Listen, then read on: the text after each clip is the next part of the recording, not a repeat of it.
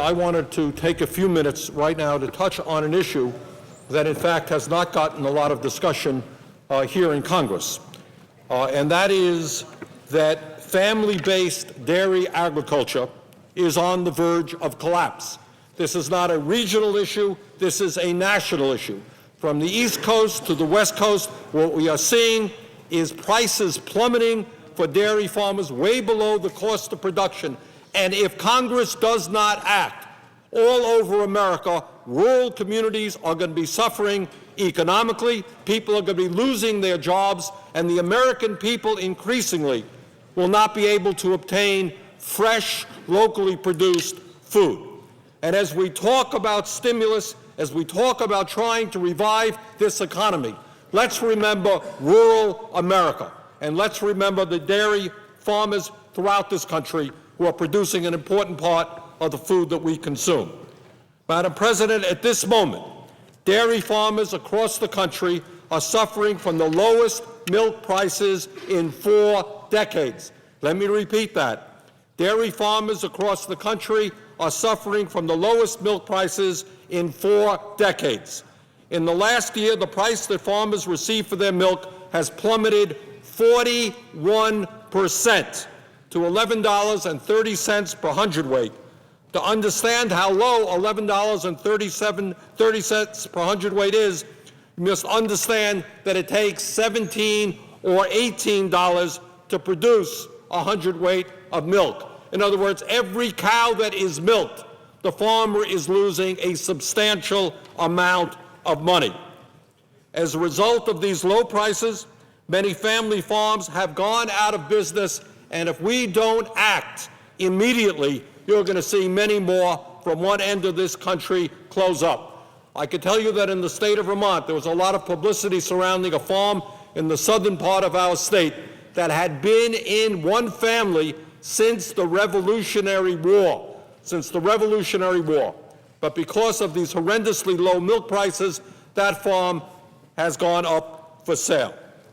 Madam President, this is not just an issue for dairy farmers. This is not just an issue for rural communities. This is an issue for every American who wants to gain access to good quality, locally produced food all over this country. People are saying, no, I don't want my food coming in from China. I don't want my food coming in from places all over the world. I want to see the quality food that is produced in my area, in my state, in my region.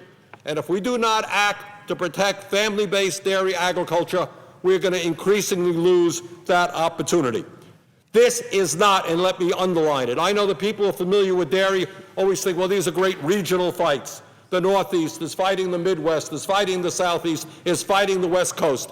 And every region has its own set of priorities. This is not a regional issue. This is a national issue. Let me just talk a little bit about what's happening briefly in various regions around the country. California Farmers Union President Joaquin Contente spoke about the situation in his state of California. He testified, and I quote, "In my lifelong history as a dairy farmer, I have never seen prices this far below our cost for this long, and I have never seen so many dairy producers so desperate for relief. In my county," this is in California, not Vermont, "in my county alone, 25 dairies have either filed or are in the process of filing for bankruptcy, and many more are closer to bankruptcy every day." End of quote. Joaquin Contente, California Farmers Union President. Let me talk about Texas, Southwest. The executive director of the Texas Association of Dairymen spoke about the situation in his state of Texas, and he said, and I quote, "This is the worst situation I've seen since 1970. Some say it is the worst since the Depression." End of quote. That is the state of Texas. Let me talk about the Midwest, Wisconsin. A Stanley, Wisconsin dairy farmer stated that, quote, this is Stanley, Wisconsin, "In my area, farmers are burning up the equity accumulated over their lifetimes. One farmer in my area had to cash out his wife's IRA just to get crops planted this spring. My parish priest in my small town has had to counsel one or more dairy farmers a week to prevent their suicides."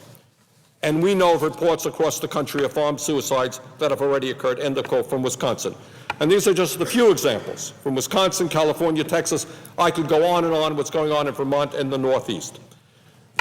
Madam President, last week, after Congress's strong urging, Secretary Vilsack announced that the government would spend $243 million to increase price supports for dairy farmers, and we very much appreciate the Secretary and the Obama administration's quick response to our needs.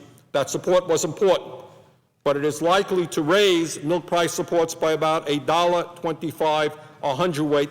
That is something, but nowhere near enough of what we need when in fact cost of production is $17 or $18 a hundredweight. Madam President, this afternoon I will be offering legislation co-sponsored by you, Senator Gillibrand, co-sponsored by Senator Schumer, by Senator Tom Udall, by Senator Arlen Specter, by Senator Jeanne Shaheen, among others. And this amendment will, I think, go a long way to help farmers over the short-term crisis. Long-term, obviously, we need to do some fundamental rethinking about dairy agriculture, how you bring long-term stability to the dairy industry and end that volatility which has been just rampant in that industry for so many years. A lot of issues out there about how we bring long-term stability for dairy farmers in this country. This is short-term relief to make sure that farmers all over this country don't go out of business. And what this amendment would do is provide the Secretary of Agriculture with $350 million in additional funding for milk price supports. And that would, again, bring the price up about another $1.50 per hundredweight. This could mean, the short-term help could mean the difference between economic viability or financial disaster for dairy farmers from one end of this country to the other. So once again, all of us are focused on how we get out of this deep recession. All of us are focused on how we create decent-paying jobs. And I would urge my colleagues, do not forget about rural America. Rural America, whether it's Vermont, Wisconsin, California, Colorado, rural America is hurting. They need help as well. So, Madam President, later on this afternoon, I will be bringing forth this very important America to provide some economic support for rural America and would hope to have the support of all of my colleagues.